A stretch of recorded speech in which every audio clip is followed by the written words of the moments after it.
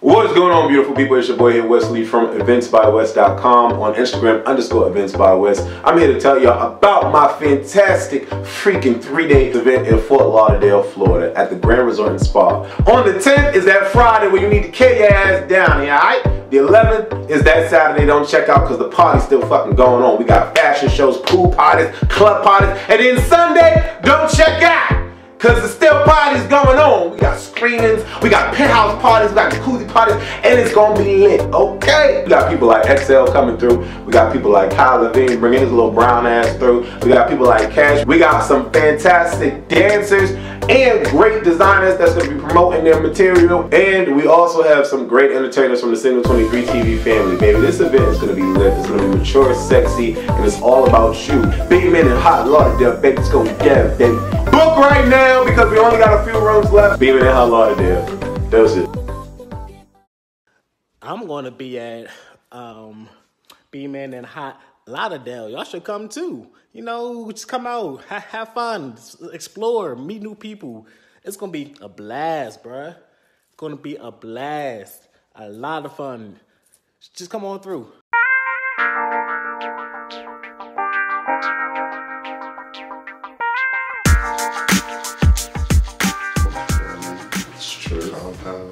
Or compound, depending on the first. Saturday capture or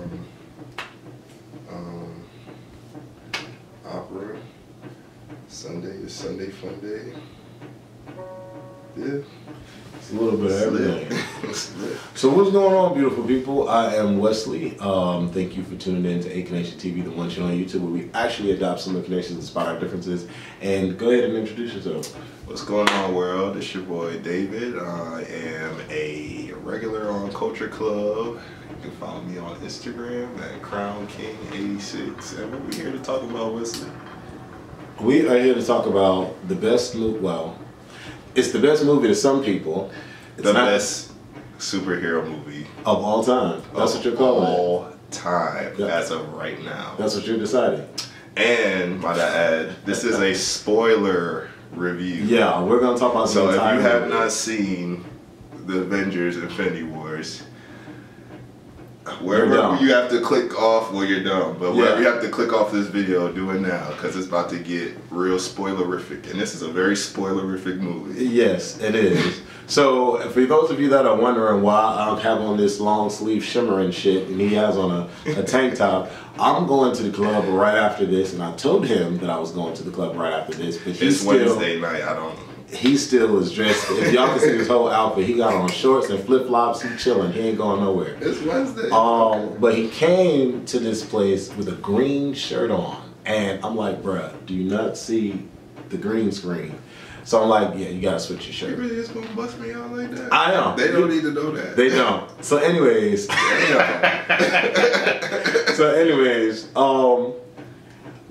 We'll start off with this. What is your favorite Marvel MCU movie to date? Ooh. Top three. Top three? Top three. Top three. Black Panther, Thor, Ragnarok, and Guardians of the Galaxy 1. Interesting. So this particular movie is not in his top three. So my top three. Don't switch it now. Don't switch it now. My top three are. I thought you were talking about before this. I said to date. But anyways, so my top three are Avengers 1, Black Panther 2, and Captain America. There's no Black Panther 2. I mean, Black Panther 1. People. There's no Black Panther 2. Throw the whole video. Black Panther 1 and freaking Winter Soldier. Winter Soldier is like, that's when Russo brothers came into the MCU and said, this is how you do a superhero movie. That movie is freaking bomb. I got some good selection there. Yes, I think mine is better, but whatever. Thor Ragnarok was just a waste of time. What? You know how much hate comments you gonna get? First of all, Thor Ragnarok is where this movie starts off. Whatever. Ending, so it's very essential. Anyway, let's get into this. Right, let's get into this. So, yeah, I went into this movie expecting a lot, right? I went into this movie expecting Russo brothers to really bring it home on the action. Civil War was great, Winter Soldier was great. I knew that they would be able to handle all of these characters, so I wasn't really worried about that. But when I sat down, I was just like this the whole time. Like You never know what to expect in this movie, and that's one of the elements that makes it so great. So because you just don't know. It's just at the point where you don't know. You don't know shit. So the movie starts off with Doctor Strange in his camp. No, like I said, it starts off with the scene from Ragnarok. Ragnarok, that's the first thing. If y'all haven't seen Ragnarok, spoiler again. Okay, at the end, you know, Ragnarok is when Asgard is like destroyed, and they all get away on this ship on space, and they bump into who? Dun dun dun, Thanos. So the movie takes off there, right?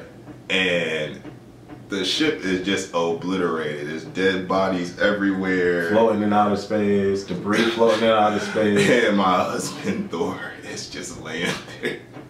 When he looking so helpless, like he is just like, when this is Thor we talking about. When Thanos picked up the dude, right, I thought that was a random guy, that he lifted him up with his hand and was because he looks so insignificant. Right. He just sitting at the edge, and then he closing it and stuff like, oh, right. When I found out how is that Thor? Like, this is the strongest Avenger ever. When I found out that was Thor, I was like, damn. And then the way Thanos had his head, like with his fingers, like about to smash his head in like a grape, I was like, God damn. Yeah, so right off the bat, you know this dude is like, they gonna have some problems with this dude. And they gonna have some fucking problems. I was confused in how Loki, well, I know that why Loki survived this whole situation. Like, everybody else is dead around him. Ebony Maw is walking over people, and it's just done. And, you know, Loki is the only one still standing, and obviously because Thanos needs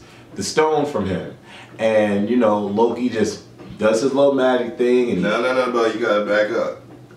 Thanos, this is the thing about this villain that's so good. He's so fucking smart. He's the only one that knows Loki got this motherfucking stone.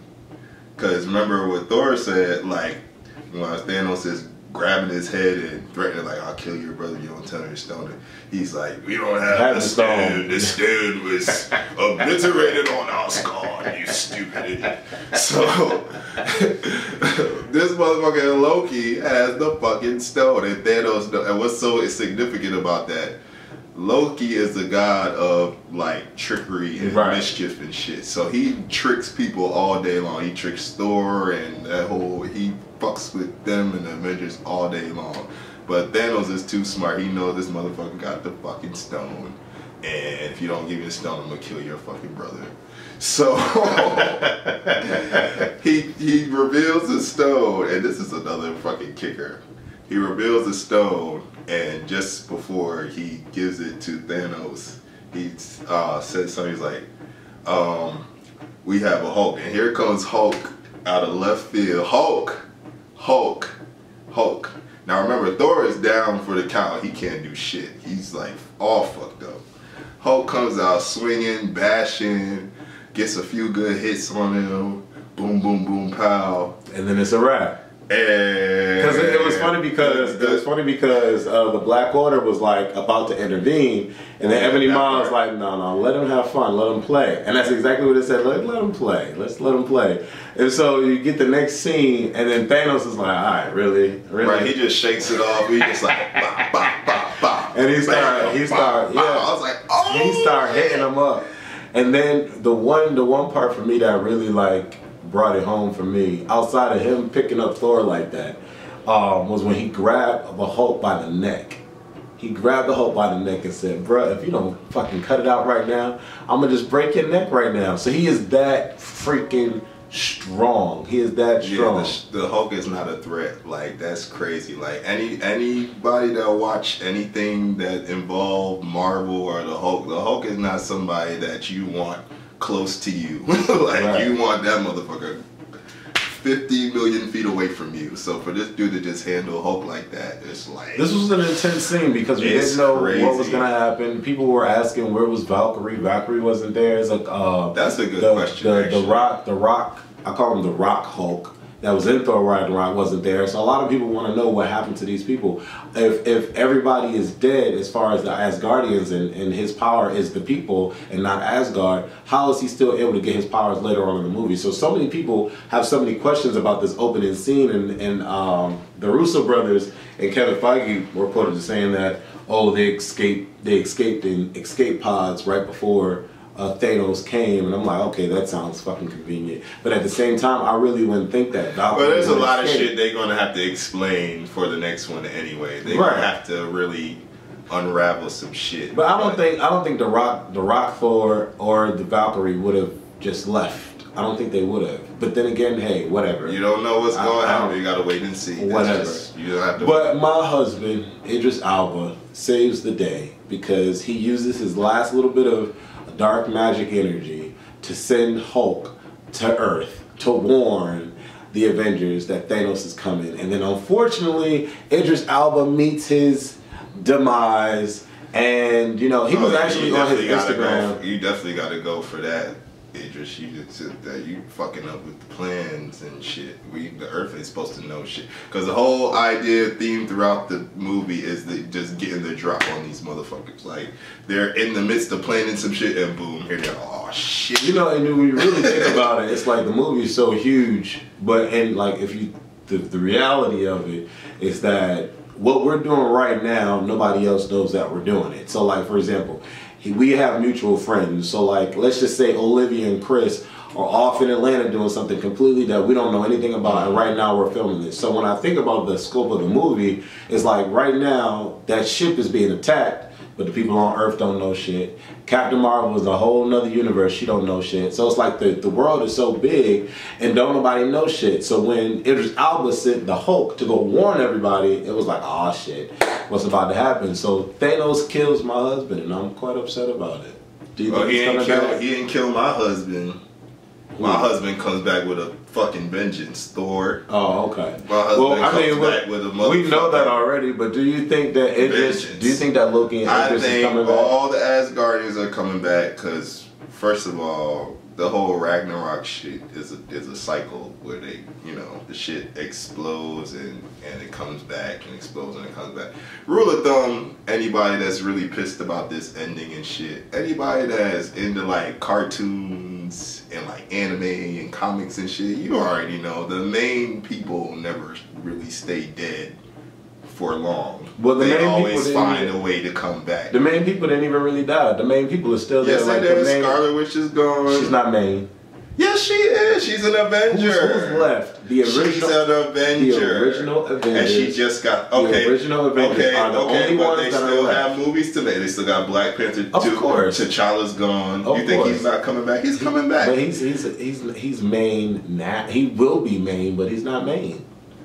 He's not main. Oh my God! He's gonna have a whole movie on based on. So therefore, he has to come back. Of course, but when I think of main, when I think of main, I think of the last 10 years. Who started this? The first Avengers started this. Well, yes. So the main Avengers are for damn sure still alive. Right. If that's what you want to say. But as far as who's coming back, I think everybody's fucking coming back.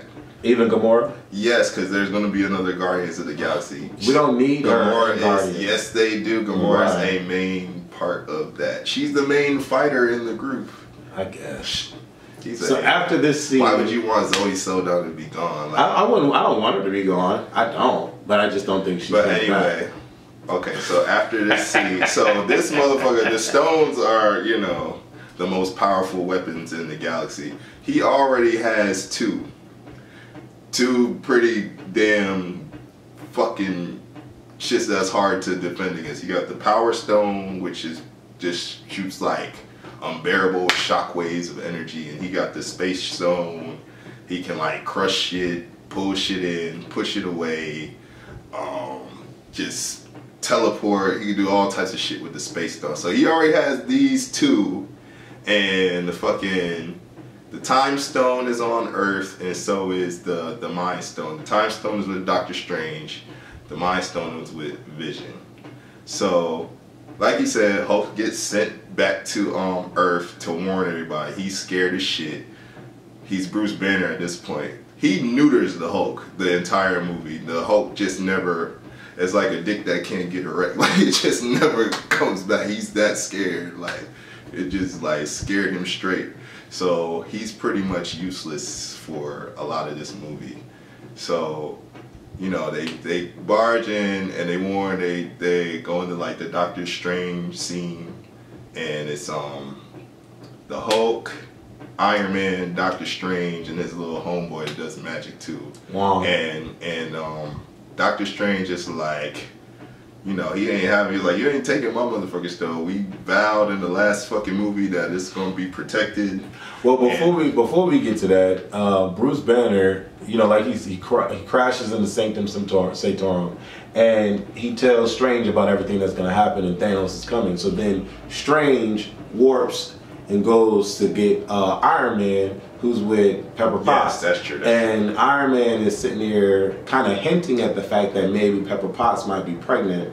I don't know what's going on, what they're trying to do. You know, there's rumors that they're saying that they're trying to bring the Young Avengers into the fold, but we don't know. But anyways, they're hinting at the fact that Pepper Potts might be pregnant, and then Strange comes in and says, you know, hey, Dr. Stark, I need you. We need you now. Let's go. And Stark is like shocked because he never met Doctor Strange before this. He sees him warp out of this golden thing, that's circular thing, and he's just like, they're both shocked.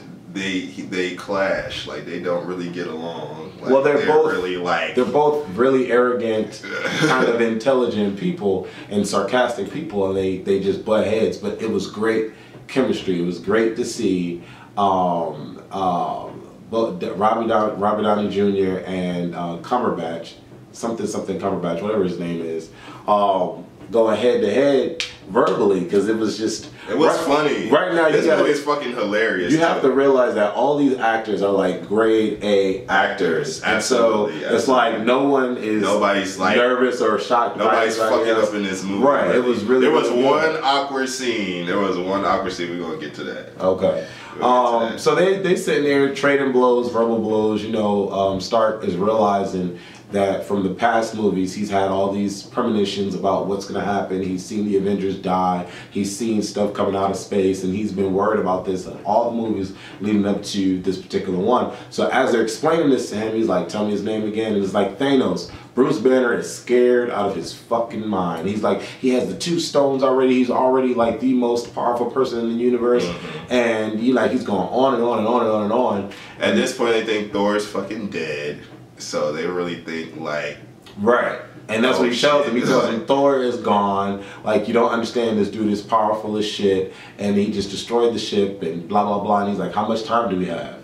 And it's like, not a lot of time. It's like, okay, let's just give him the time stone. And then they're like, no, we vowed to save the time stone with our lives. And blah blah blah blah. And then all of a sudden, not giving the time stone, they want to like basically try to destroy it, throw it down the garbage heap, get it gone. Like, no chance of taking it. He's like, no, we vowed to take care of this time stone from, you know, if you've seen Doctor Strange's last movie, you know all about that. And then out of nowhere, the wind starts to pick up, and you can see that the wind is like blowing papers and shit from the roof where Hulk crashed in, and then they go to the door, you see people running. This was probably one of the top 3 best action sequences. Oh my god. If you like anime, you will really appreciate these action scenes. It was so anime like. It was so well choreographed. It was just, it works. It was really dope. Good. And unlike DCEU, where every fucking thing is like a computer animated graphic, like something is out of an Atari video game. This, they were really out in the city. You could see like that shit was real. Everything just looked realistic. But when the guys walk out into the streets and they're seeing everything blow and the danger and cars and everything, and they're just utilizing their powers to save people. You got Doctor Strange using the warp and all that shit to save people. It was just so freaking and can we awesome. Give it up for Doctor Strange? Because if you see the Doctor Strange last movie, it was like he was in like magic kindergarten or something. Like, this nigga was nothing to do with shit. I thought he was gonna be so powerful and shit. This movie, he really showed his ass. He did his thing. He showed his ass, and they got the drop on these motherfuckers. They got the drop on them. They don't know what they're capable of. And the dude, with the weird face, Ebony Maw. He was a fucking issue. He was going at Doctor Strange. Everything Doctor Strange was doing, he was bashing right there. But before we get to that fight, you know, this is all in New York, and a lot of our heroes are on in New York. Who else is in New York? Tom Holland, who is the best Spider-Man freaking ever. Oh my God. He is so fucking good as an actor. It's just unreal. He is Spider-Man. He sees the ship, and his spider senses goes off on his arm. He sees the ship. He tells Ned to distract the ship. He really does make all the other Spider-Man suck. He makes them look bad. He's really good. He's really good. And he does the little web sling. He comes out the bus and he slides and he swings underneath the bridge and all of that. He's going towards where the action is. And in the mix of all of that, we got Ebony Maw and we got what's the big dude's name? I don't remember all the people's names. I'll tell you right now. But they look. I think intense. one of the person's name is Proxima something. Proxima Midnight is. That's the big old. That's the female Amazon chick. That's the female. The guy with the big weapon that could change into different shit. And let me find out. I want to know these people's names. It's the Black Order. But then outside of that, you know. They're like the two of them are matched up with, we got Wong, Bruce Banner, Doctor Strange, and Iron Man. Iron Man is like, y'all can go home now. We don't need y'all back here. Leave the da-da-da, leave this. He's like, Earth is closed. Right. and so one of the hottest scenes was when Iron Man had to let it be known that he done got the nanotech armor. He's not the one to fuck with. Everybody has stepped their game up 1,000%. Everybody. Especially Iron Man. When his armor kind of like spanned out behind him and created like these projectile cannons. Got so much shit. I thought he was gonna turn into like a Megazord or something. I was like, oh my god, that's so all that was good. left. Just turn into this a is fucking so good. Megazord. But Ebony Maw wasn't here for it. Ebony Maw was what Jean Grey should have been in X-Men with her telepathy, because she was so on point. Oh my god, it was so effortless. It was just amazing. But I like how Spider-Man swung in and was really given what's his name? I forget the fucking name. Let me get the name right. Black Order cast. Black Order cast. Yeah, so Spider-Man, he's basically like, he's a very good distraction for them, like, trying to kill these motherfuckers. Like, he's doing what he's supposed to do. And Black Dwarf. So Black Dwarf and Ebony Maw was there. And so, like, Black Dwarf got this little axe thing that the chain extends and all that. It turns into a shield. And it was stands. It's dope. It was doing a lot of shit. But it was one of the sickest things when Black Dwarf, because Black Dwarf is, if you read the comics, his strength is similar to that of the Hulk.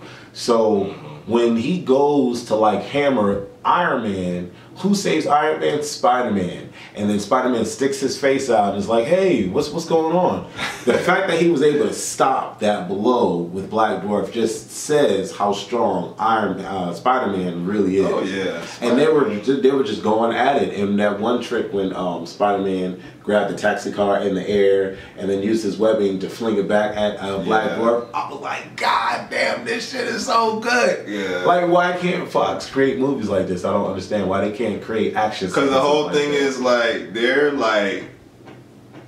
caught off guard and they're doing like so well. Like, you know what I'm saying? They don't know what these motherfuckers can do and they're just like adapting to everything. So this was a very intense battle, and so much so that Ebony Maw was able to capture freaking Strange. But what was the By secret? The hair of his chinny chin chin. But the secret hero of this whole thing was that cape. That freaking cape is a G. Okay, that cape was not trying to let Strange go. Was not trying to have you hurt Strange. That cape is a freaking G. That's his best friend. Then we get to the ship, and the ship starts flying into the orbit or whatever, because they beam up Doctor Strange. And they beam up the Ebony Maw, and Corvus, Black Dwarf gets morphed into, I think it was Antarctica somewhere. Yeah, and he goes to ships him out, and he goes to reach his arm through, and his arm. So gets God knows how he winds up Because he came back. He came back. So God knows how that happened. He came back. Thinking about it, but you know, the ship starts to the ship is headed towards Thanos or wherever Titan, whatever he's supposed to be to give up this stone, because he got Doctor Strange and he don't know that we got all these stowaways. And Spider-Man is there, and then Iron Man saves Spider-Man by sending him the Iron Spider suit, which was slick. I love how that came about. That was slick. That was hot. The new suit was hot. So now they're in space. So we got Doctor Strange, Ebony Maw, Spider-Man, and Iron Man shooting up into space, and then we switch. We switch again, and then this is when we see Scotland. Or this is when we go to the Guardians? I think this is the Guardians. They're flying. Don't quote me. They're flying in space. They're seeing all the debris. They get the distress. Jokes. They get the distress signal because there was a distress signal from the Asgardian ship. And so they go looking for him, and then that's when Thor crashes on the windshield, and then they bring Thor into the ship, and then they're admiring Thor and all his sexiness.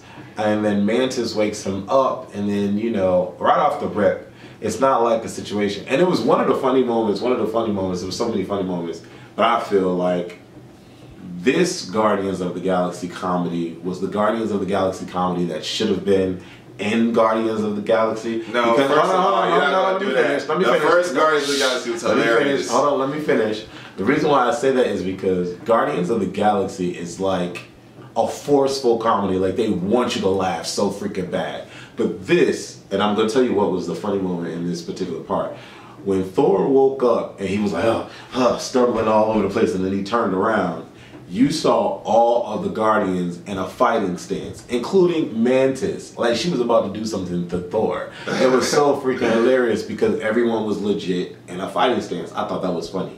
But then the comedic prowess between Thor and the Guardians of the Galaxy was a great match. And especially I didn't feel like Rocket Raccoon. That shit was so funny. I didn't feel like I was watching Thor Ragnarok or Guardians of the Galaxy. I thought I was watching funny comedy in Infinity War. So I was excited for it. I was happy. Yeah, they meshed all the universes together. It was very so clever. good. Very clever. And you know, it was what makes Marvel stand out outside of DCU is because Kevin Feige gives the directors free reign to be artistic and creative, but they keep their franchise intact by allowing the directors to cross into the other films because Waititi or whatever his name is, the director of Thor Ragnarok, was on set of Infinity War to make sure that director, can you tell?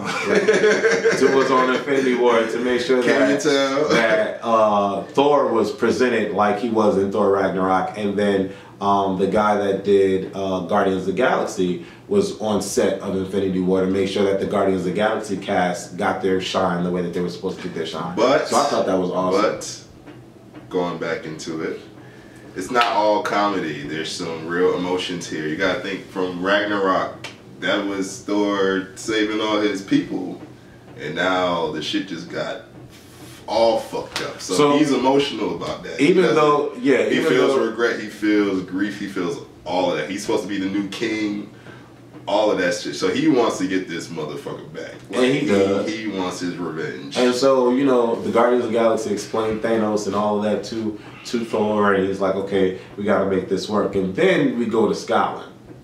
Now, this, for me, is when the movies, this is like the second, the movie started on the street when they had that fight, but this right here was legit because Scarlet Witch is not the chick to play with in the comics. She's not, you know, it really, really, really...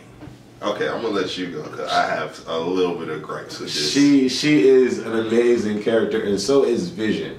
So they both kind of like downgrade their powers in this movie, drastically actually.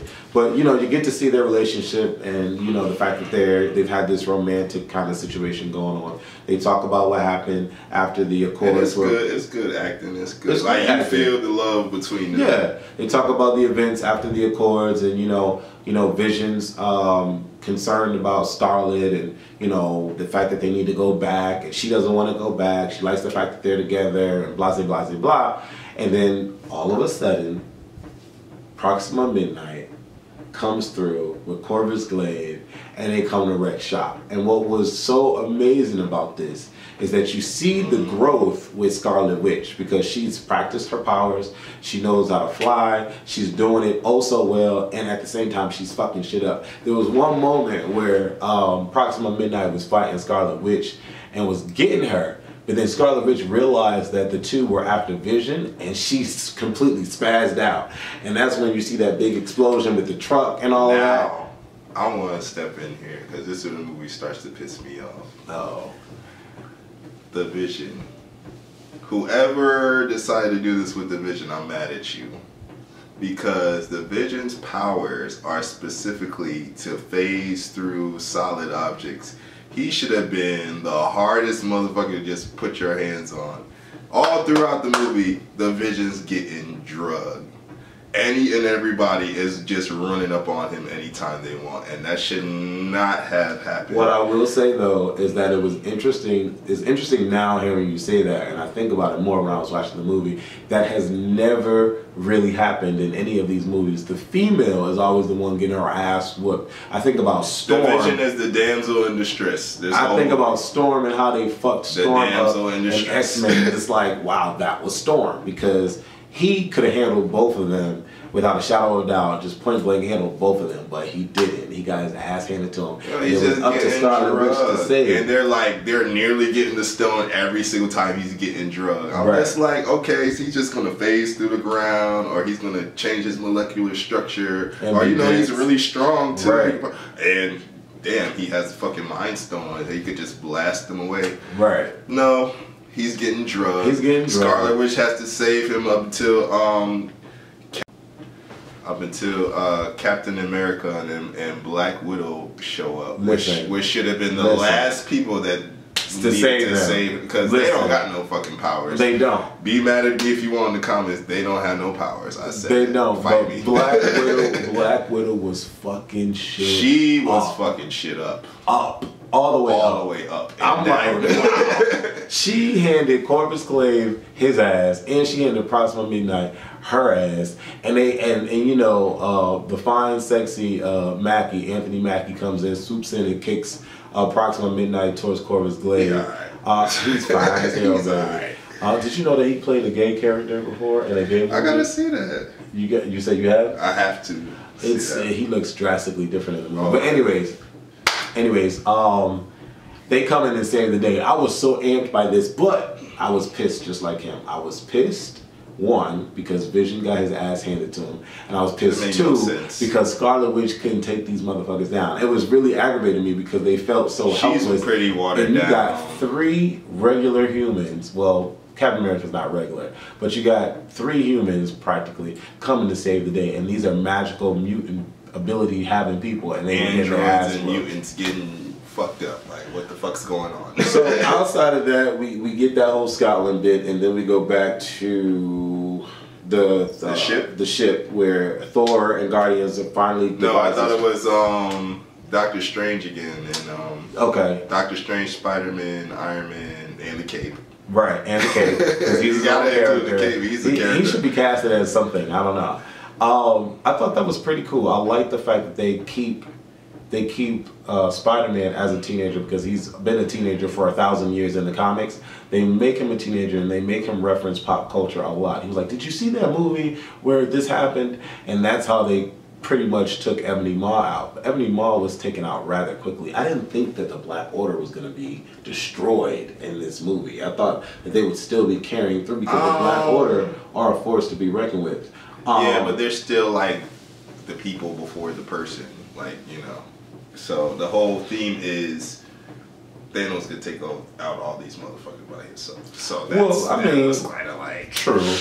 But you know, Ebony Maw gets shipped out of space and he freezes up and he's done. That was just cool to me, because it's like, what else is going to happen? You got Doctor Strange he's basically dead. He got fucking pointy things sticking all over him. That was interesting. So I really wanted to know what Ebony Maw was going to do. Like, what was that going to do? I guess that was just like a torture or something. I don't know.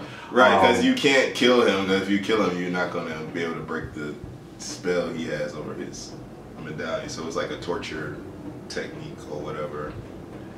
So the whole thing is the stone. The stones is more important than anything. Right.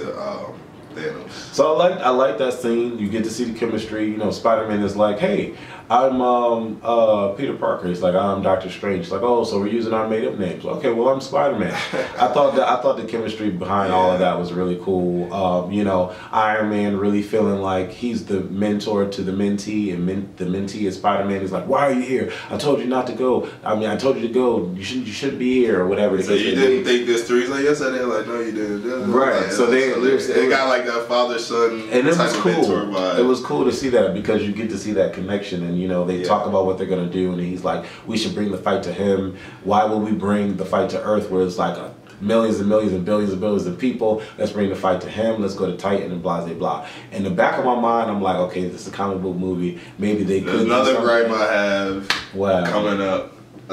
What happened? So they want to bring. I was like, okay, let me think here. They know that he has a certain amount of stones. By this time, it's been pretty much explained to him. Doctor Strange has the damn time stone. Okay, so it's already established that Thanos is the most powerful motherfucker there is. So in your mind, you're like, why are they bringing the time? Why are you bringing the fight? No, not just because of that. You only got Doctor Strange, Iron Man, and Spider-Man trying to just chill out and wait for Thanos. Like, that just didn't seem right to me. They didn't, at the point, they didn't know how powerful Thanos was. They are, granted, when the Hulk came on Earth, he said he's already the most powerful thing in the universe. I get that, but Thor is gone. At the same time, you got the magical wizard of all wizards. You got Iron Man, and you got this little Spider-Man. So, and they didn't really know. And at the point, they can't bring the ship. They were just like, fuck it. They couldn't bring the ship. They couldn't turn the ship around anyway because the ship was already on autopilot to Titan. So why? But then again, Doctor Strange could have just worked them out. So I don't know. Yeah. But that's the whole thing. They're not planning. They don't have time to plan shit. And Thanos has pretty much masterminded this whole entire thing. He's not. It's not one of the things where the villain like underestimates the heroes and they get an ambush. Like, he pretty much weighs everything and he knows what the fuck he's doing. Right. So that's like a threat in itself. Like, he knows the weaknesses, the strengths. He knows how they think. Like, he accounted for all of that shit. So then we get back to the ship, and Thor is like, y'all need to take me. They devise a plan to separate. It's not what Peter Quill wants to do. None of these plans that they have are like super solid, 100% gonna work. In fact, I think Thor probably had the best plan out of the whole people. To get his weapon made, which was great, but they did. Peter Quill, it was funny. Everybody else fucked up. It was funny when Star-Lord was making fun of Thor's voice. He was like, well, you have a greater impression of Thor's voice that I just heard. But it was funny. He was like, no, I'm not. I'm not changing my voice. He was like, I am the captain. He was like, are you mocking me? He's like, I am not. It was hilarious. It was funny. I actually laughed. It was funny. So they split up. Thor, Rocket Raccoon, and Groot go to make Thor's new weapon. And then the rest of them go get the stone. Where they go to get the reality stone because they think that's where Thanos is going to the collector to get the reality stone. And I thought let's just talk about that scene real quick. I thought that scene was that's when it started to get a little cheesy for me. And the cheesy part about it is Gamora and Thanos. That whole, when she, out of nowhere, she just had all this energy, all this action to take him out. Even though it wasn't the real Thanos, it just seemed like, wait, what the fuck? She has the ability. No, it wasn't the real Thanos. I know it wasn't. I know it wasn't the real Thanos, but I'm saying it was him. It wasn't. It was him. This is what you missed. It was the real Thanos. That when they went back to the past and they showed, him giving her that little weapon or whatever, and that's I guess in a sick, demented, crazy, villainous way, he adopted her as a daughter, and he really like protected her and raised her. I thought that was cheesy. That was cheesy. I mean, it's comic book. It's not like, you know. It was shit. That's shit they doing in comics. But he used the reality stone to create that scene that they saw. He knew that they were coming, and he said that in the movie. He said, "I knew you were coming," because she's like, Gamora was like, "You knew I was coming." No, you shouldn't have cut me off. Oh my god. That thing that she gave, that was the reality stone. Like, you didn't notice that? The red part and all that stuff, the stone was in there. What? What are you talking about? Yes. He banked on them coming there because he knew she had the stone. No. Yes. I'm so confused. Why are you confused? No. Okay, do you know what I'm talking about? I know what you're talking about. Okay, the little toy when they did the flashback, right. the that knife she gave her, right? And then after the flashback was over, she still had the toy, right? Right. So there's significance in that, right? It just meant meant something to them. Okay. It was the collector had the stone. The collector, no, he didn't. In your favorite movie, Guardians of the Galaxy, he had the stone. He didn't have the stone. Oh Why do you think when you missed this whole thing? Oh my god! Somebody in the comments let him have it because he wasn't paying fucking attention. Obviously, there's no way. Why do you think it's coincidence that when she stabbed him, when she stabbed him with that fucking knife, he disappeared? That was the stone. No, there's no. Oh my goodness! See why you're missing. That's why she said why you're missing you the knew point. I would come. She realized it. No, this is why you're missing the point. Listen, I want y'all in the comments because when yo, you get him together. He's lost. I'm gonna talk now. So the whole time when he's threatening Collector, the Collector's like, I don't have it. Blah blah blah blah blah. They're trying to get the drop on him because they knew he's gonna go there to try to get the stone. He knows where these stones are. He knows. He said he knows that he knew that they were coming. She stabbed him. He activates the reality stone. Before she stabbed, there's no stone in his gauntlet. There's literally none.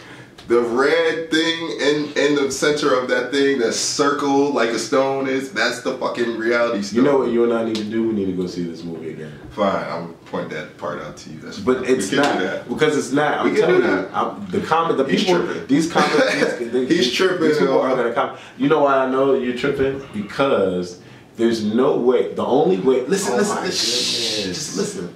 The only way that he's able to use the stone is if it's in his gauntlet. He can't just use the stone because he got stabbed with it. What are you talking about? No.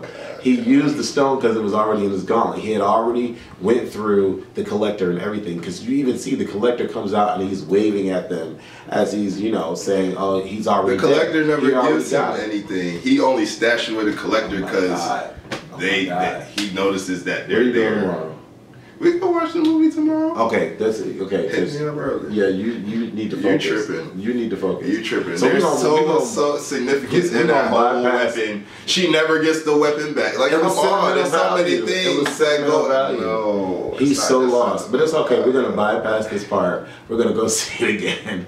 We're gonna bypass this part. But anyway, I'm right. He's wrong. I thought that this whole point was cheesy because when she thought that she killed them, she was down on her knees crying and shit. That was a little. That was too much. Cheesy. It was so dramatic. I guess they tried to say she was overwhelmed with that they really care for each other. Finally, but it was like killed what the fuck somebody that been oppressing her. So fucking dramatic. That was okay. I'll give you that was a little. And then when Drax and Mantis Mantis got turned into like rubber or ribbons, and Drax got turned into cubes. I was like, okay, this is really right out the comics. Okay, cool, whatever. But I'm like, that's how they're killing them off. I was like, oh wow, they're dead already. I was like, okay, cool, whatever. So we can get past the scene because him and I had a crossroads. This shit got undone. Because he already had the reality stone. No, he didn't, motherfucker. Okay, so if the stone was in that toy, that was the whole reason why he said, oh, I knew you were coming and blah blah blah blah blah. Anyway. He knew she had the fucking stone. Anyway, all right. So bypass that part. He takes Gamora with him because Gamora knows where the fucking Soul Stone is, and what's his name can't keep his promise because the reality stone turned the gun blast into bubbles and shit. So he takes off with Gamora. That was a nice scene. That part was nice. Right. Because she had asked him to kill me just in case, blah, blah, blah, and promise. And he couldn't. But he would have, but he used the reality stone that he already had in his gauntlet and turned the blast into bubbles. Yeah. So I like that in general, that he knew he had full knowledge of like the stones and shit. Like he was like just overly prepared. He don't have to guess, and like he knew exactly what he wanted to use it for and everything. Then we get to the Avengers headquarters. We got Captain America, we got Scarlet Witch, we got a bruised up, hurt fucking Vision, and we got Black Widow. And you know, in the mix of all that, Don Cheadle, who looks like 85, I don't understand why he looks. Yeah, so he looked old. really bad. In the movie. He's talking to the people, the government, and the government officials, the nation officials, or whatever, nation's leaders, and they're like, "Oh, what happened? We got to figure this out." Blah blah blah. Accords or whatever. Then Cheeto's like, "Okay, forget y'all. We're about to help Captain America." I thought it was very. I was like, okay, whatever. This is like one of those filler moments or whatever. Then we get past that and we're back on Titan. This is when we're back on Titan. Well, they announced that they had to go to where did they have to go? Yeah, Wakanda. They go to fix Wakanda, Vision but and Captain, get the stone. Captain America doesn't even tell them where they're going. They're like, "Oh, I know where we can go," and they just go. And so, which by the way, yeah, we'll get into that because that was one of my issues with the movie. They get on. This is when we have the battle on Titan. No, it's not that. So I think it goes back to Thor and making the weapon. Okay, and then that's when we get to Dinklage, who plays on the same guy that was in Days of Future Past is, yeah. Remember the guy that made the Sentinels? That's the same guy. Was he in that as well? Comments. I know he does. What is the medieval show that I love to watch? Game of Thrones. That's what he's in. He's in Game of Thrones, and he's a dwarf in real life. So he's a giant on the show. Yeah, I thought it was kind of like that was kind of funny. That they made him a giant. But so we get through that whole situation. I thought that was kind of like, okay, whatever, another filler. Then we get to Wakanda. And I'm just like, this is so fucking awesome. Y'all know I love. But you can't just skip over. That's a character development part. Like, because Thor is looking like all like we just was like, Thor, you okay, buddy? Like, so he does all this shit to get his weapon. So it's kind of significant. Like he takes on the full force of a star. But that doesn't happen right then and there. Like it leads up to that, but that doesn't happen right then. We go to maybe there's like there's like some comedy between Thor and Rocket Raccoon. I think it was funny. All in between that, yeah. And so one of my gripes about this movie is that they changed the visual wonder and the visual beauty of Wakanda. They changed it. They kind of made it lackluster compared to the way that Wakanda, like if you look at it, the Wakanda in Infinity War is not the same Wakanda in Black Panther, and I kind of felt some sort of way about that. Immediately when I saw the exterior of the city, I'm like, that looks weak. Like why are they I understood because it had to be like a really precise thing. It's not like we have time to go on tour and shit.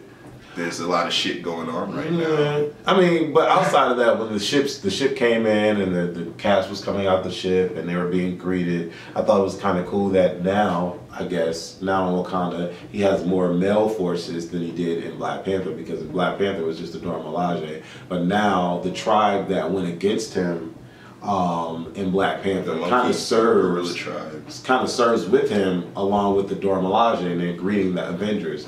And they have this great conversation, we get the Starbucks joke or whatever the case may be. And then, they bring Bruce Banner goes to bow, and, the sexy Chadwick Boseman is like, we don't do that here. Or whatever he said, my African accent is not there. And then we get to see my favorite character from Black Panther is Shuri. We get to see her. But where's Lupita? Where is she? She probably was on one of her missions, because at the end of Lupita should have been there. She's absolutely breathtaking. At the end of Black Panther, although they kind of met each other halfway, it was still like she still wanted to go off and save what she needed to save, and like she was gonna be like that double agent, kind of like the way she was in the beginning of Black Panther. Hopefully they bring Lupita back. That would be cool. In the future or something. That would be cool. But yeah, we don't see Lupita, but Shuri is there, and Shuri is like, cussing out in her intelligent way Bruce Banner. It's like, why didn't you do this, and da da da da. And Bruce Banner's like, oh, well, we just didn't think of it. And so, which ultimately doesn't even fucking matter. So that kind of, if you want to gripe about, if you want to pick the movie apart, you could probably gripe about that. The fact that she went through all that to try to save, and it didn't. Yeah, it was kind of like a filler. Like I was good to see her. It was good to see her there, but I felt like her genius intellect should have been able to do something about the whole Vision thing before. But anyways. And they give Winter Soldier his arm back. For what? This is where they start fucking up. Now that I'm realizing it. For what? Like he didn't use his fucking arm at all. He used a machine gun. Really basic. He used a machine gun. Out of all things, now you want to use a machine gun. He used a machine gun the whole battle. So they shortchanged. I think they shortchanged Shuri. They shortchanged White Wolf, aka Winter Soldier. They shortchanged the hell out of Vision. They definitely shortchanged Vision. They shortchanged Scarlet Witch until like the end. And she kind of shows her potential. So when they get to Wakanda, they're trying to fix Vision or whatever. So then we get back to Thor, and he basically takes the heat and fire of a star, a neutron star, just to make this machine work. The machine is broken, is frozen. You gotta first. He had to move the fucking rings. Rocket Raccoon. I thought that was. Then cool. the fucking eye had to open up for the. So at first it's working. And then the eye closes. Then he had to go into the middle of the star, open it up, take the whole blast on, nearly kill himself. I thought that was really Talk cool. about character development, because we was like, he wasn't doing shit. But between Thor and Rocket Raccoon, you could see that there was definitely a bond happening. And it was so cool because when you think about the future, the past, the first posters that were coming out. An unlikely pair. The first poster that were coming out, Rocket Raccoon was riding on Thor, and they were both like fighting. So they already told us that they were going to be a pair in the movie. It was good. It was great to see them.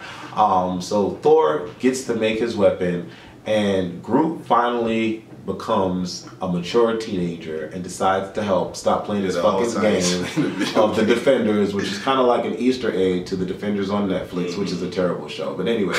It was an Easter egg to them because he's been playing the Defenders all throughout the movie, and he extends his arm and makes the handle for Thor's what's it called? Stormbreaker, which was super cool. So then we get that and it restores Thor's energy and everything. Which the way he gets sense. the fucking, which doesn't make sense. It does make sense because if you read the comic books, the people is the power. Okay, not we have to. All right. Oh, Lord. In Thor, period, the comic book, the hammer has certain properties to sustain his vitality and shit like that. So for people that read the comic, it makes sense. Because when the guy says he needs the weapon, blah, blah, blah, blah, blah, it has magical properties and all that good shit. He doesn't know that because he doesn't read fucking comics. So, anyways, so we get the weapon, which is great. So then you know, I love this there's scene. There's lots of lightning and thunder and all. I love this scene when... and he gets his eye back. Oh, that was corny. That was so corny. No, it's not. They just stuck a random eye in his thing, and he's like, "Okay, it wasn't corny. You're gonna laugh when you see how they did that. That was so corny. It would have been. So you want him to walk around with no eye? No, but what would have been slick was if it was like a mechanical eye that allowed him to do something different. It would have just made. No, you're reaching. It would have been cool. He's like God of Thunder. Why did he need a mechanical eye in your fucking socket, and then all of a sudden you have your eye back? That was so corny. That was so corny. Pessimistic. Anyways, I mean he's a god, but like that doesn't make sense. It was just so fucking corny. Anyways, so we get back to Wakanda, and this is one of the moments where I got chills. Like if you watch Black Panther.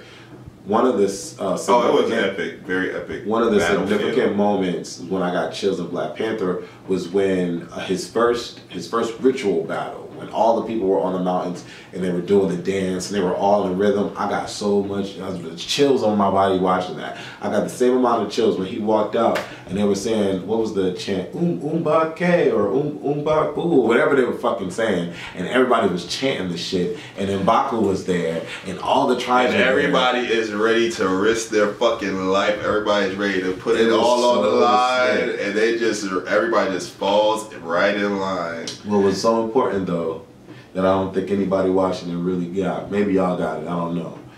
Nothing was getting through that fucking shield. When the ship started to drop and it literally dropped on the shield and blew up, nothing was impenetrating that fucking shield. Past tense. Nothing.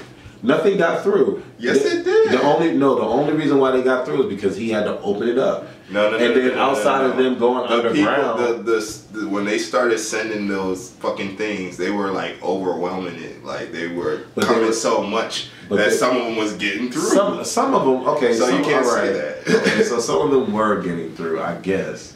But I mean, they still had to open it up for the remainder of the people to get the things to get through. Which through. I didn't understand that. They tried to say that there would be nothing in between them and Vision if they keep circling. So I didn't understand what they were getting at with that. Because they're at the front of the dome. So if all the monsters go behind the dome and all the forces are here, because they were actually some of them getting in there. Right. Because otherwise that would have made no fucking sense. Right. To open it up. They can't even get in.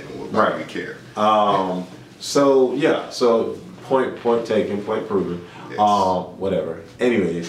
So it's intense. I'm watching it. I'm like, okay, we're about to get this battle going. So the battle starts. It's a great battle. I mean, we can't nitpick everything, but it was a effortless, flawless fucking battle. You know, it was a lot to take because you think of 100 aliens coming after two or three first of all, you got people. to talk about who's on the battlefield. You got Bruce Banner, who's now operating the Hulkbuster because the Hulk is still MIA. He's falling all over the place and shit, but he eventually gets it together. You got War Machine. You got Black Panther. Damn, what's the girl's name? Scarlet Witch.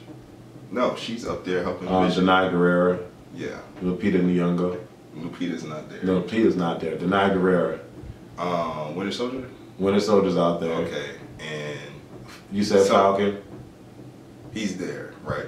Yes. Him too. Sexy. So they're all going against all these savages trying to get to Vision. And it was good because they were holding them back. They were holding them back for a certain amount of time until Corvus Glaive and Proxima Midnight come to destruct things. And Corvus Glaive is actually in the tower with Shuri. How the fuck did he get up there? It was I don't know. How in the fuck did he get up there? The A glitch. These are the most relentless motherfuckers. These motherfuckers are just glitch. Ooh, they're like roaches. They just never die. But it was so freaking cool to see it because, you know, why did Scarlet Witch come to the fighting field? I can't remember. She came to the field because of what? Well, Vision already got launched out, so she might as well have like come out. I think that's what happened. No. He didn't fly out. No, she came so how out. did he get to the battlefield? She came out for that guy again. I think she came to the battlefield when she saw those big saw things, those big saw discs. Yeah, she finally made her that mind were, and she was like, okay, I'm gonna just go up on. and help them. And that's what she did. She came up and she wrecked shop, and then that's when Denai Guerrera was like, why is she just not getting to the battlefield? Why didn't we just bring her to the battlefield since then? What was she doing up there the whole time? Right. It was so good because they Proxima Midnight got her ass whooped. I was so happy she got her ass whooped. Denai She was so annoying. and Black Widow was fucking her up. And it was so good to see that. And then here comes Scarlet Witch. Scarlet Witch just throws her up in the air and she gets chainsawed. Fatality, shredded up. Oh my God, it was so I was like, goodbye, bitch. I'm so tired of you. Bruce Banner versus Black Dwarf and the Hulkbuster was interesting because it was finally at the time when we saw that Bruce Banner could defend himself as himself, and he used the Hulk begging for Hulk to come out, and he was, and the Hulk was like, no, he's like, no. So yeah, it was really good to see that, and then he launches the freaking Black Dwarf into the shield, and the thing just explodes. They were killing the Black Order off so freaking easily.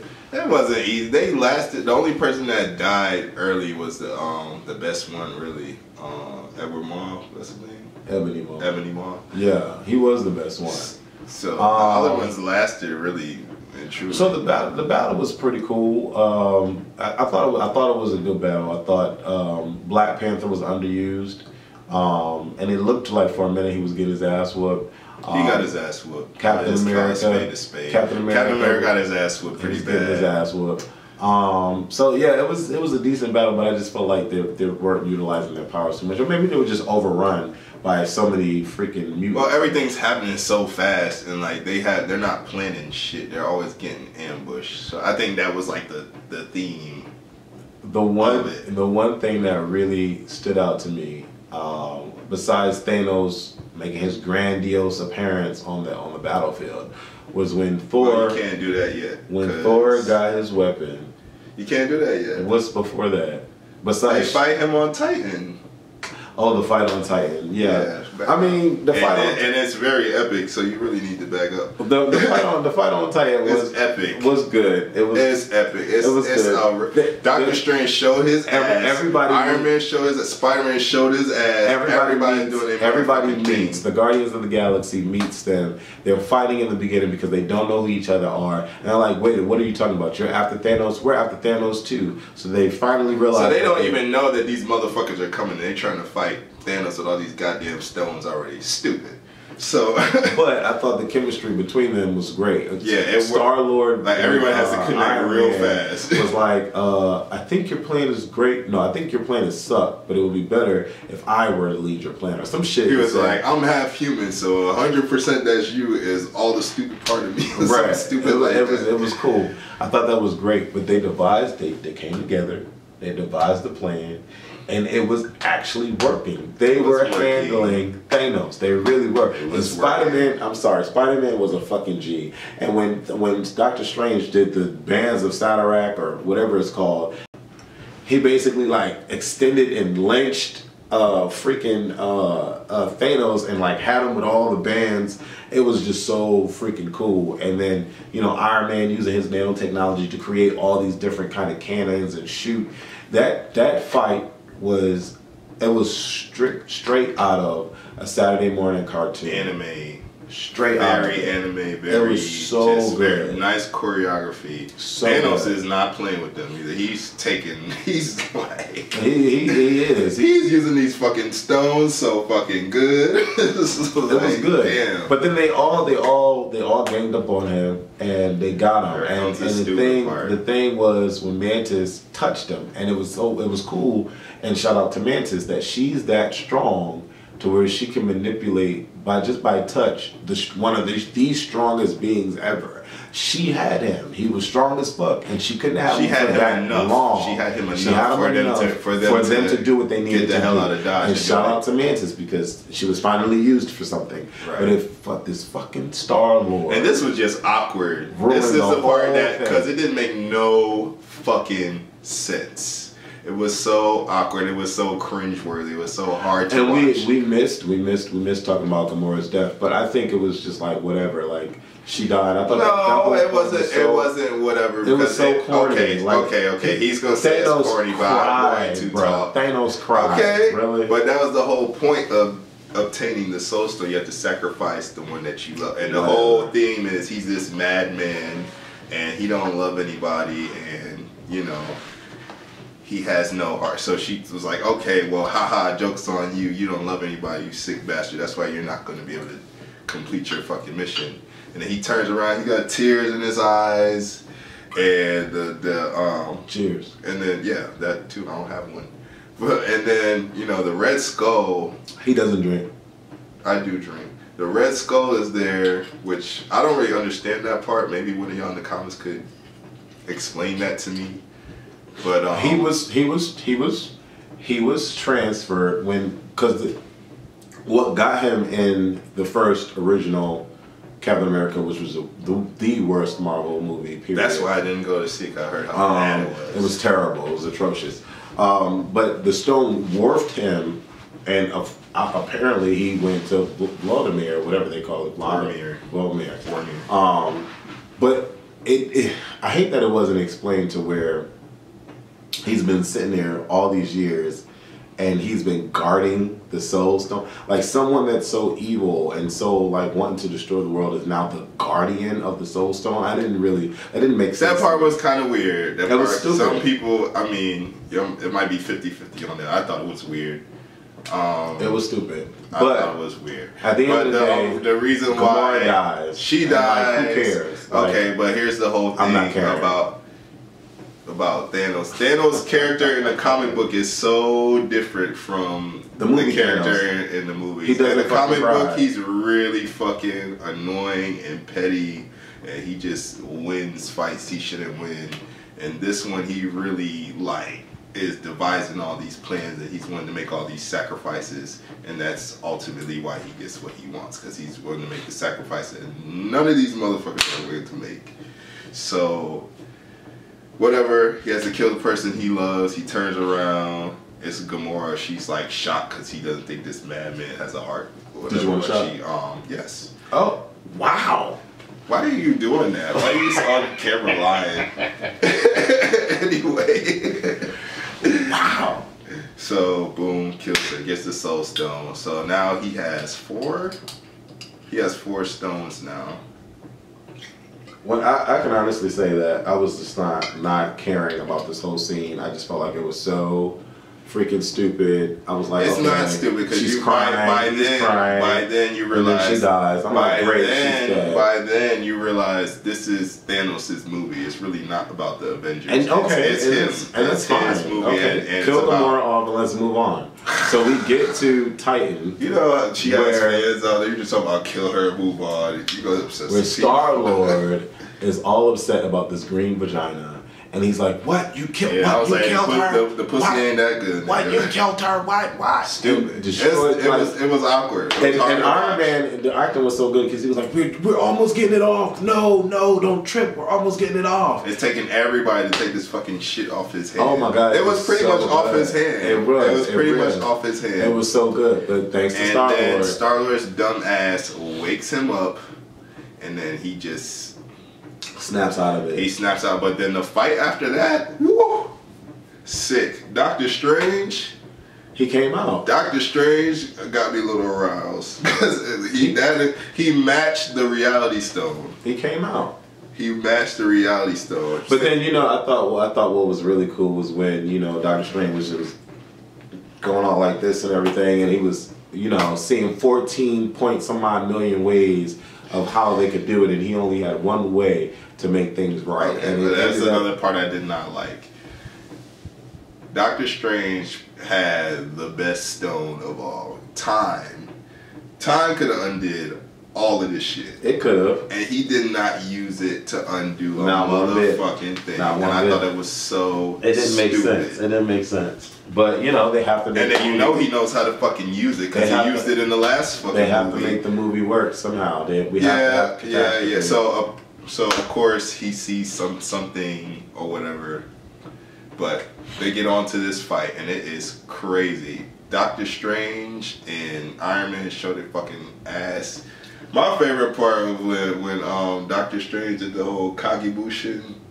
And he had all the fucking shadow clones. I was like, oh shit! Come on, Naruto. Come on, Naruto. It was cool. And he's, like I said, he's matching the reality. Like, anything Thanos is doing with that fucking stone, he can do. Like, he stepped his shit up way up from his movie, which he wasn't doing shit. It was really good. Iron Man is just... So we get everything in the kitchen sink. We get to Thor, and Thor comes through blasting. When Thor comes through on the battlefield, they're struggling. They're struggling. They're about done. And Thor, the whole theory, Groot, and Ragnarok. And this is why I said Thor had the best plan out of everybody, because the whole idea is for him to get this weapon that could obliterate everything, including Thanos, and he does it, and he comes through like a fucking battering ram, just like Thor. I was so aroused. Like, it was so sexy. It was so sexy. It was good. He don't give no fucks about who's there, who it is. He don't give a fuck about no black or what shit. He's blowing everything up. He throws a fucking hammer and it's just knocking out everybody. It was good. And then that one blast, that electrical blast, it was really, really good. He's flying around. This is where, he's being Thor. This is where the movie becomes an aggravating thing for me, because everything has happened. We talked about 90% of the movie. Everything has happened. Thanos comes to Earth after he does what he does on Titan. Strange hands him the Time Stone, and it is what it is. It's a wrap. Iron Man is like, no, why are you doing this? What's going on? To save Iron Man's life, which is ironic because he said he would not save their life. Right. If it came but I mean, he saw that was the only way. That was the one way that he could have done it. So Marvel, you got some time to figure out how you're going to do that. Marvel is a well-oiled machine. I'm just saying, we're going to be waiting. We're waiting for that. So Thanos goes to Earth, and then we get the final climax kind of battle or whatever, and no one can touch Thanos. Thanos is on his way to get Vision.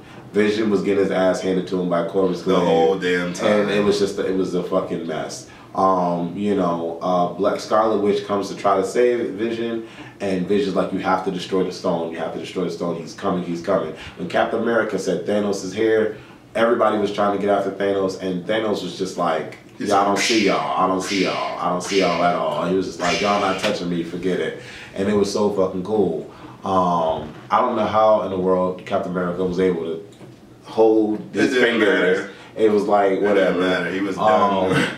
But Scarlet Witch was the only one that was able to repel anything that he was doing. She was the only one that had the power to destroy. And she actually destroys the Mind Stone. Too little, too fucking late. And it was so weird to me that she didn't realize that he had but she didn't know that he had the Time Stone, so she couldn't. She didn't know that, but they told her to do this like a long time ago. She just.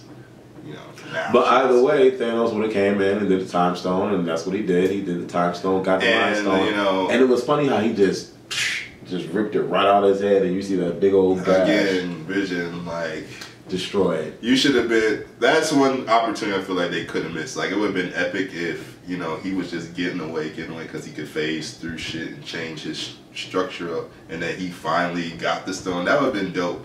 But they just said, fuck that. This motherfucker's gonna be a bitch the whole time, and so Vision's gone. He's done. Thanos gets the final stone, and he's like, it's a wrap, and he snaps his fingers. That's not what happened first. He snaps his fingers. No, Thor. Oh, Thor comes down with the hammer and hits it in his chest. He's overpowered Thanos. He comes down with it. He hits him with the big ass lightning bolt, knocks him all the way to Kingdom Come, and then Thanos throws a big, blast at Thor with all the power of the Infinity Stones. Thor gives no fucks. He's throwing fucking hammer at him. The hammer repels all of it, which was amazing. All of it. Which was amazing. Again, Thor had the best plan out of everybody. It was amazing. Because he's the only one that can fuck him up. Now, this is a part that really this is another part, I just feel like they didn't make it clear.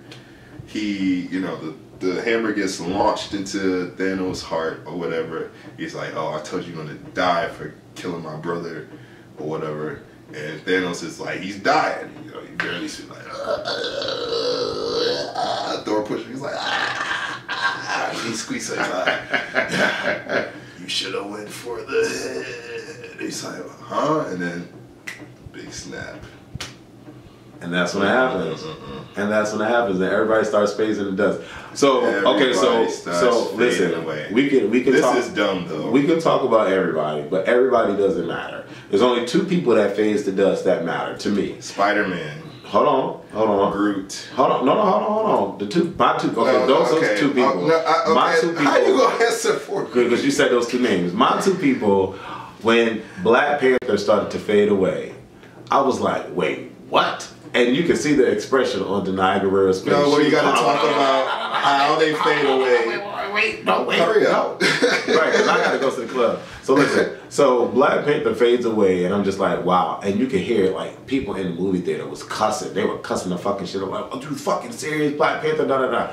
And then the second dust death for me that almost got me to tears is when Tom Holland was fading away, and he went to launch onto Iron Man and was like, I don't want to die. I don't want to die. He's begging for his life. Please save me. I'm sorry. He's begging for his life. He's like, I'm sorry, Doctor. He's like, I'm sorry, Mr. Stark. I'm sorry, Mr. Stark. He's like, I don't feel good. Wait, I don't want to go. I don't want to go. It was like, when I was like, oh my God, it was so good. No, Groot was sad though, because if you remember the last Guardians of the Galaxy, he just got back, and you know that's Rocket Raccoons. That's his But they all faded. That's like his everyone. Rocket survived. Rocket's still there. He's still there. He survived. Okay, so Star-Lord faded. Everybody else faded. Drax faded. Mantis faded. Black Panther faded. Scarlet Witch faded. But here's the thing about them fading away. You don't have time to react to nobody except for Spider-Man. Because Spider-Man goes through the, oh shit, what's going on? I don't feel good. What, oh my God, like, when he's begging for his life. I don't want to die. I don't want to die. Please, I don't want to die. I was like, oh my God, that was so like emotional. It was so gut-wrenching. Yeah, everybody killed me. It was funny because it was so quiet in my movie theater, and then you could start seeing people's chests like raise up like. I was like, oh my God, this movie is so fucking good. It was so fucking good. Tom Holland is the best. Oh my God, he's such a great actor. Spider-Man by far. So like fast forward, right? Because it's been a long ass fucking video. But fast forward. It's a really good movie. It is a good movie. Really good movie. And you should go see it if you haven't seen it. If you watch this, we told you the whole shit. But so Captain Marvel. So everybody. Well, let's not do that first. First of all, everybody's dusted. Everybody's dusted. Okay, here's the thing. Here's the thing why this is Thanos' movie. You know, he's not one of those cocky people that, you know, he's a villain and he already knows he's stronger than everybody and blah, blah, blah, blah, blah. The reason why he wins ultimately is because he's outsmarting these people and he's willing to make sacrifices that none of them are willing to make. So every time they're questioning what they should do or the whole theme for the heroes is we don't trade lives, and that's why they lose, because they're not willing to make these sacrifices at the time they need to make them. So that's ultimately why Thanos wins. It's not just because he has all these powers and shit. He's literally like 10 steps ahead of these people the whole time and outsmarting and making these sacrifices. And the ultimate sacrifice, he wants to eliminate half of the universe to restore balance. But when you think about it, I think that makes sense, because I think the Earth is completely overpopulated, and because of that, Earth is drastically suffering. And I'm sure that that's pretty much how the consensus for all these different worlds. If you overpopulate, if you only have a 1-floor house. So it's 2 bedrooms, and you throw 100 motherfuckers in that 1-floor house, a 2-bedroom. What's gonna happen? It's just not gonna survive. It's not gonna thrive. And he figured the most painless way to deal with that is get rid of everybody that needs to go within the staff and just random select, no attachments, just get on with life. Everybody's expression when everybody was going to dust, when Bucky died and Captain America was so fucking lost, when Black Panther died and Guerrero was so fucking lost, when Spider-Man died and Iron Man was just so fucking lost. Iron Man was probably the most fucking, because he's just alone on this fucking abandoned ass planet now. Well, Nebula's there because Nebula didn't turn to dust. And Nebula was kicking ass too. When she got her body back together, she snapped that dude's neck so fast, but she was kicking ass. But then we get to the ending credits, and you know, typically they have 2 ending credits. This one only had 1 ending credit, and this is the only ending credit that mattered. I think cliffhanger. I think it would have been great if we would have saw Hawkeye, but we didn't see Hawkeye. But we got to see Samuel L. Jackson and the female that accompanies him. I thought it was cool that, you know, shit happens, they crash, and then they get out the car, and then everybody's turning into dust, and then, you know, Samuel L. Jackson automatically thinks to trigger and shout out Captain Marvel. This was the corniest beeper I've ever seen in my life, with the corniest Atari. Even cornier than the flip phone. Right. The corniest 2D graphic of Captain Marvel's logo flashing on the thing. I was like, okay. So I'm really curious of what they're going to do. Because Captain Marvel's not my favorite character. But to me, she's like Rogue with all the swag just drained out of her. Then you got Captain Marvel. When you think of Captain Marvel, though, it's very interesting because that's how Rogue gets her powers. Right. So I wonder if Marvel, swag is Captain Marvel. I wonder if Marvel is ever going to bring Rogue into the fold because, you know, anyways. They brought her in. They just didn't bring her in like we want her in. Fox brought her in. I'm talking about Marvel. Oh, gosh. Marvel needs to reboot everybody that's ever played X-Men except for Hugh Jackman and start completely from fucking scratch. That's another video, though. Right. But then, yeah, I think we talked about everything in the movie.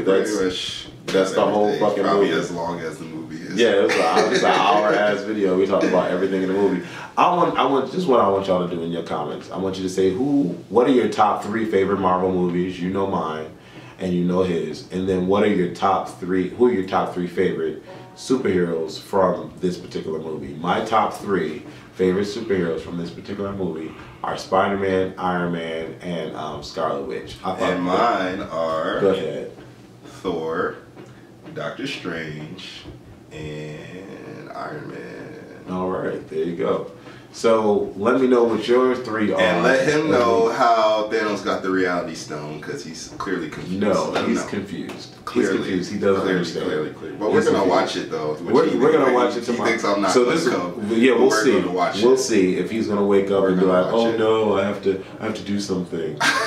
That's a whole nother video. We'll talk about that later. Let us know if we should do more reviews because this guy is funny and I like his accents when he does his accents.